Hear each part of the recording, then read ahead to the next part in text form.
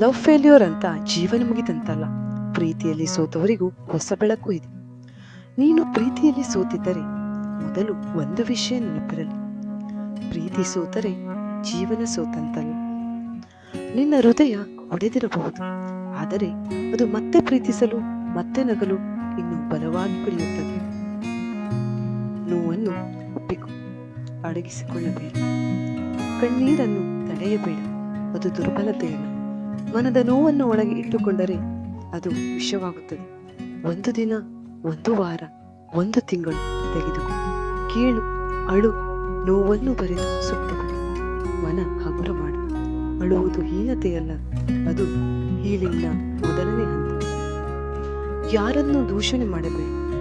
ಅವನು ಅಥವಾ ಅವಳು ನನ್ನನ್ನು ಮೋಸ ಮಾಡಿದರು ಎಂದು ಅಸಹನೆ ಇಟ್ಟುಕೊಂಡರೆ ಅದು ನಿನ್ನ ಮನಸ್ಸಿನ ಶಾಂತಿ ಕಳೆದು ಹೋಗುತ್ತದೆ. ಬಿಡು, ಕ್ಷಮಿಸು ಬಿಡು. ಅವರಿಗಾಗಿ ಅಲ್ಲ, ನಿನ್ನ ಮನಃಶಾಂತಿಗಾಗಿ. ನಿನ್ನ ಜೀವನದ ಮೌಲ್ಯ ಮರೆಯಬೇಡ. ನಿನ್ನ ಜೀವನ ಒಂದು ಪ್ರೀತಿಗಿಂತ ದೊಡ್ಡದು. ನಿನ್ನ ಅಮ್ಮ, ನಿನ್ನ ಅಪ್ಪ, ಸ್ನೇಹಿತರು, ಕನಸುಗಳು ಇವರೆಲ್ಲ ನಿನ್ನನ್ನು ಎದುರು ನೋಡುತ್ತಿದ್ದಾರೆ. ಒಬ್ಬರಿಲ್ಲದ ಪ್ರೀತಿಯಿಂದ ನಿನ್ನ ಬದುಕು ನಿಲ್ಲುವುದಿಲ್ಲ. ಹೊಸದಾಗಿ ನಿನ್ನನ್ನು ನೀನು ರೂಪಿಸು. ಹೊಸ ಹವ್ಯಾಸ ಕಲಿ. ನಿನ್ನ ದೇಹ ಮತ್ತು ಮನಸ್ಸಿನ ಕಾಳಜಿ ತೆಗೆದುಕೊ. ವ್ಯಾಯಾಮ, ಯೋಗ, ಧ್ಯಾನ ಈ ಎಲ್ಲವೂ ಮನವನ್ನು ಶಾಂತಗೊಳಿಸುತ್ತದೆ.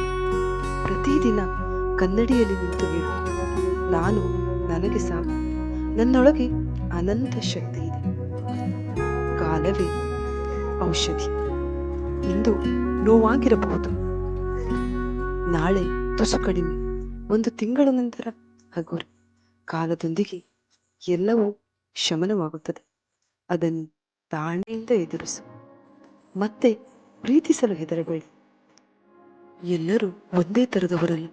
ನಿಜವಾದ ಪ್ರೀತಿ ಬರಲು ಸಮಯ ಬೇಕು, ಆದರೆ ಅದು ಬಂದಾಗ ನಿನ್ನ ಹಳೆಯ ನೋವಿಗೆ ಅರ್ಥ ಸಿಗುತ್ತದೆ.